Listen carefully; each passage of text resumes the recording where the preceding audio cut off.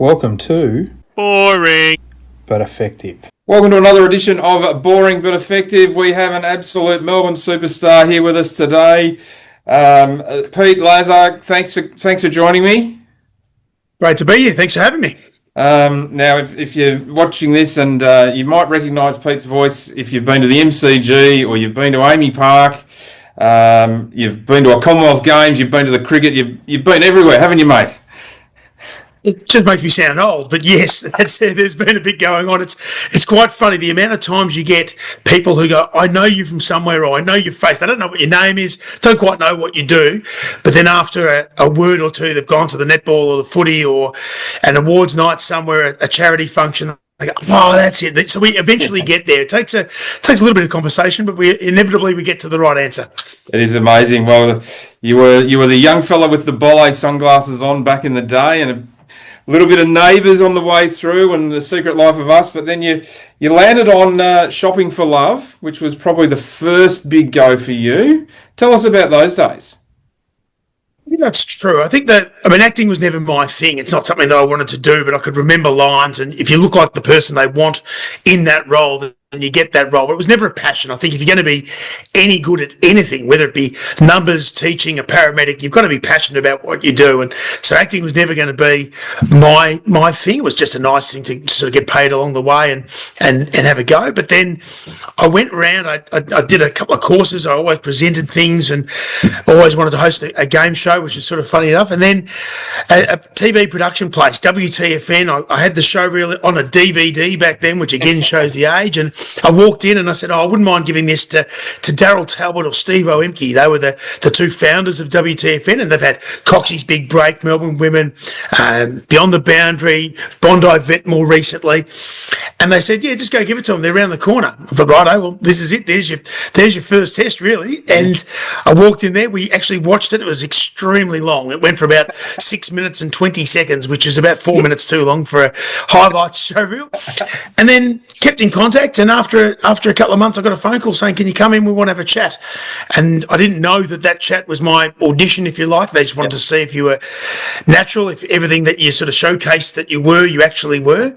And that's where Shopping for Love came from. It went from a segment on a show to its own show, and then dominated for 2 or 3 years on a Wednesday night at 9:30 or 10 o'clock, whenever it was on.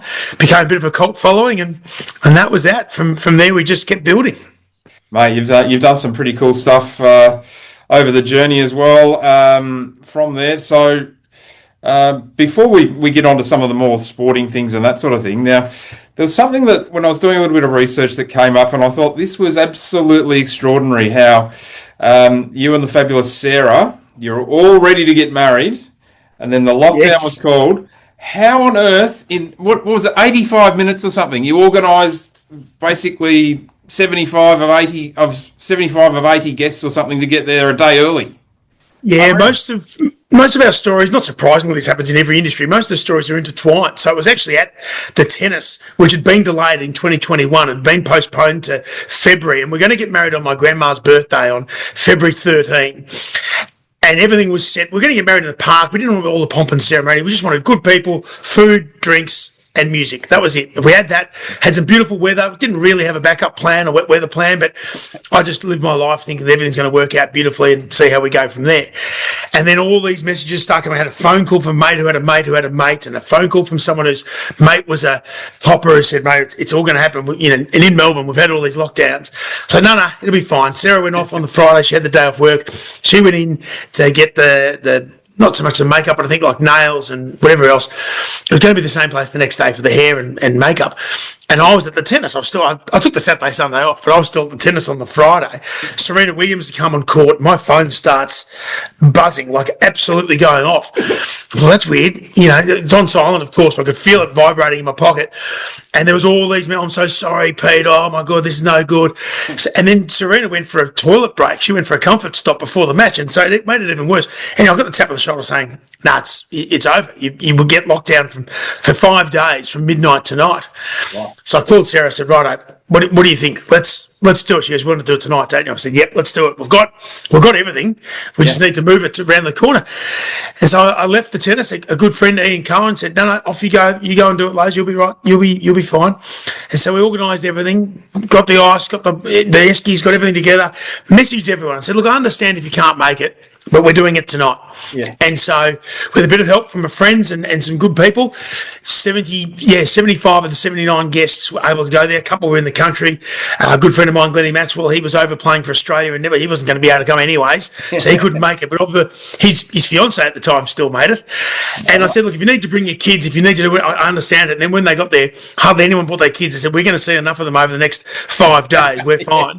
A mate of mine who was going to be the celebrant, he got on a train from Echuca. He had to come home anyway and just got there and we got it done. Phil Sobrano, the great Phil Sobrano, was doing the music. He was meant to do it with Robbo. He couldn't do that night, but he found another mate and picked up a generator on the way, and we just made it happen. And again, it was food, drinks, people, and music. If you got those 4 things, you can pretty much do anything in life. And that will go down as the most amazing couple of hours of my life. It was unbelievable. I mean, weddings should anyways, but it was unbelievable. We made it happen. It was great. If the weather was no good, it probably wouldn't have worked either, but it was 24, 25 and fine, and it was unbelievable.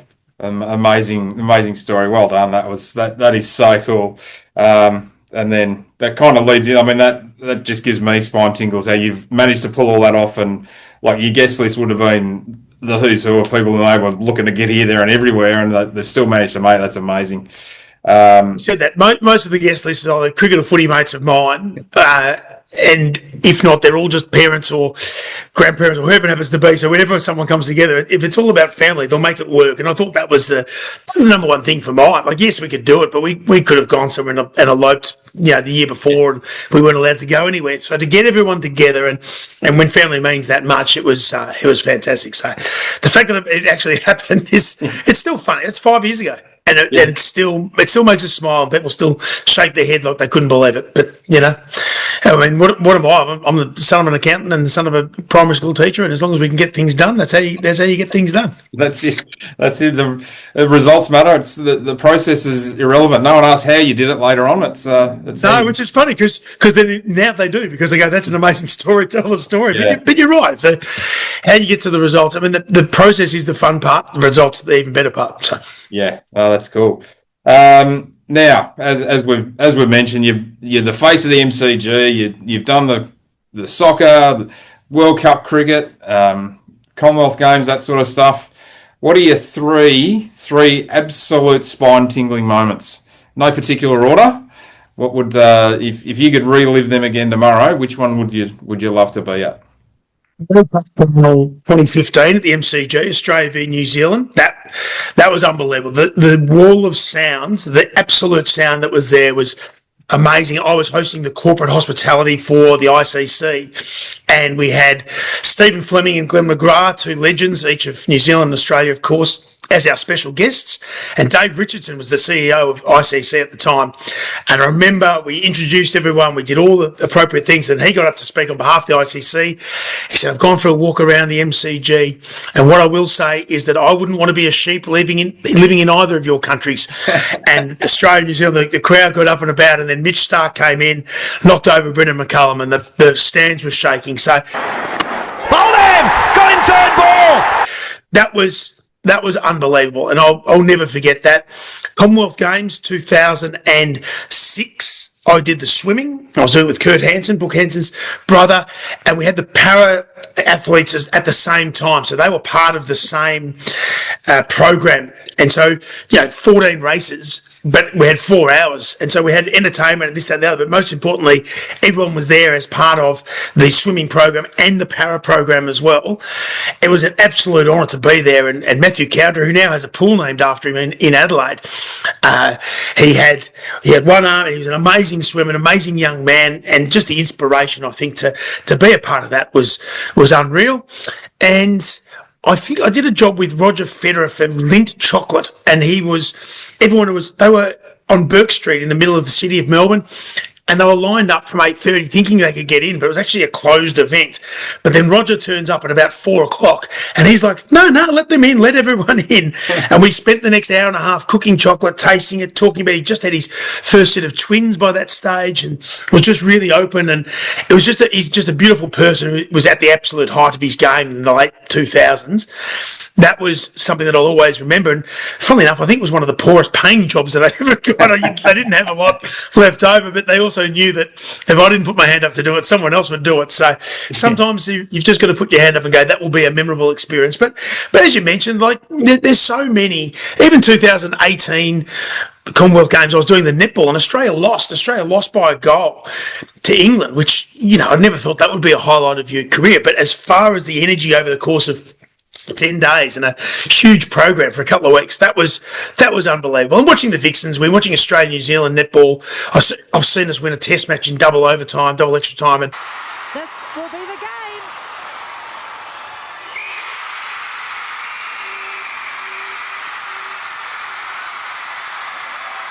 and that, like, the actual stands are rocking at the time. So, you know, as a kid, to think that you'd ever get to go and be paid to be part of a sport, and you're only a small part of it, but to be a part of it and have unbelievable seats and have that energy, and it's been pretty lucky so far. It is amazing. I'll tell you, yeah, I'm lucky enough to be an MCC member, and when Carlton finally we beat Melbourne in a couple of years ago. It seems like a long time ago now for us poor Carlton supporters, but that when the siren went there and there's 96,000 people and you're just there on level 2 and you think, is this whole thing going to fall down? It's unbelievable. It's so good. Yeah. And that's what we love, and not many things can elicit that sort of response. Like, I think you go to a music concert and you have that feeling, like you sometimes get tingles because it's unbelievable. The crowd singing back the songs, whatever it is. But there aren't many things that can do it. Sport does it, and does it so regularly. It's amazing. And you're right. You know, Carlton supporter, Essendon supporter. I mean, that 84 last quarter, we kick 9-6 to 2-1 and win our first flag in 19 years. My old man was very happy about that. It didn't worry me. I was 6 years old at the time. But it gets a fair run. It used to be a run on VHS, and there was a burn mark where Leon Baker did a blind turn and kicked the goal to get us going. Centre bounce, 5 points the difference.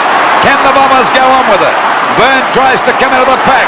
It's Williams sending the Bombers back into attack.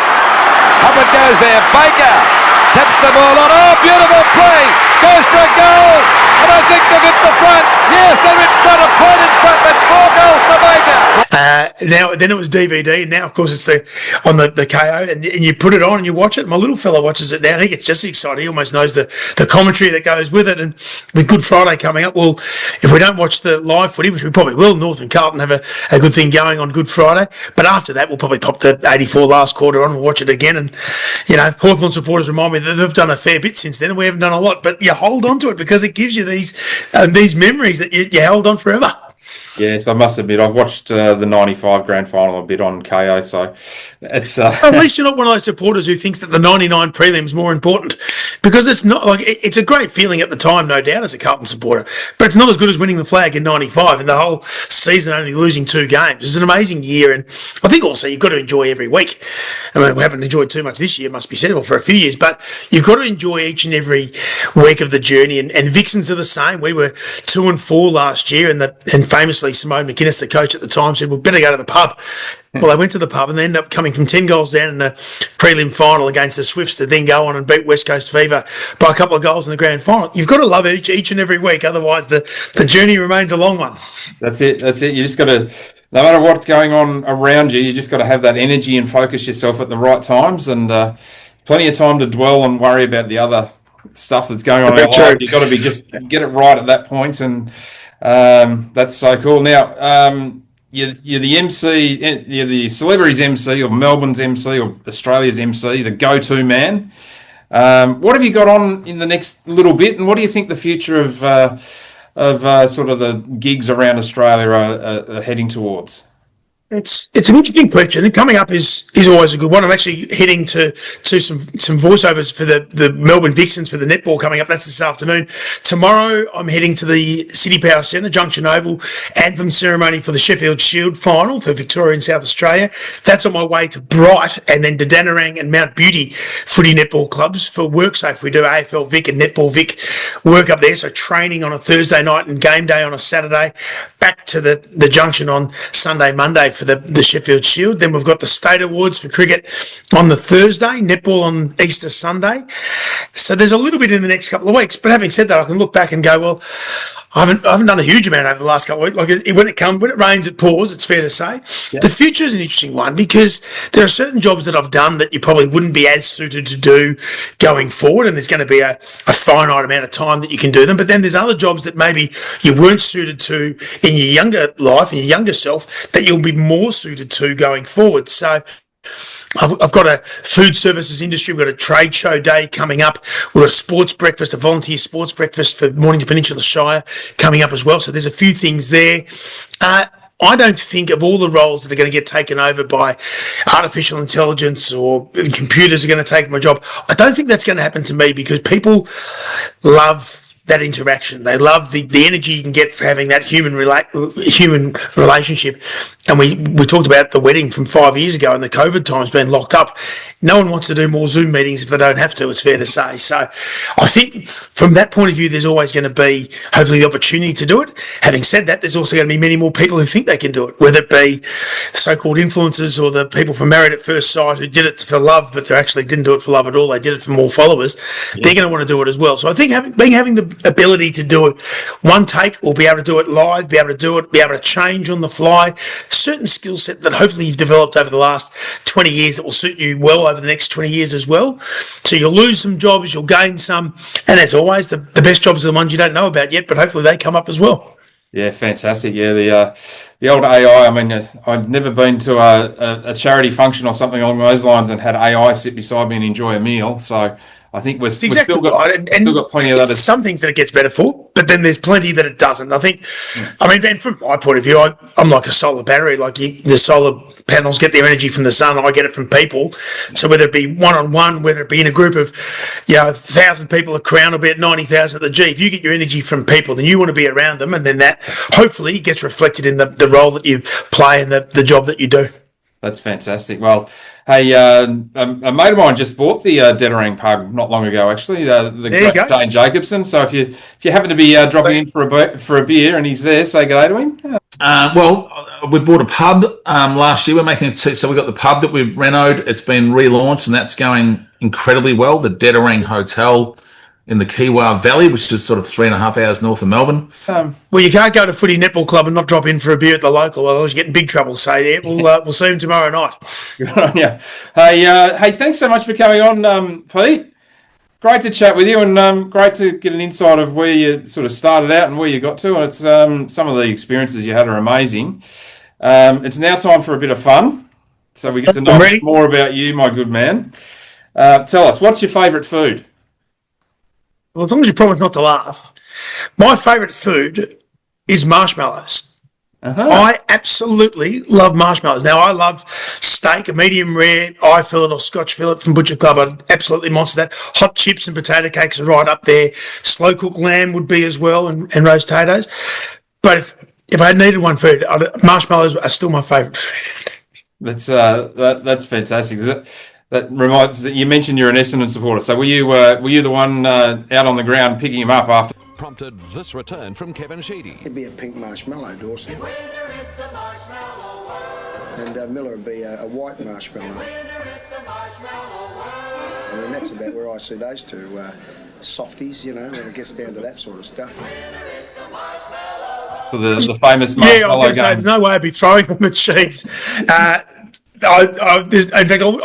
I'd be lucky if I actually shared them with my little 4.5-year-old. I mean, I'm trying to be gracious and a good sharer, but marshmallows are hard to give away. I don't know why. It's just probably because my grandfather, he instilled me, like we always had a little lolly bag playing footy or cricket or whatever it happened to be, and marshies were just always at the top of the list. So out of all the gourmet foods that we have been lucky enough to taste over the last few years, that is still the number one. Sounds terrific. Just that little pep up, sugar hit, get you on stage, and away you go.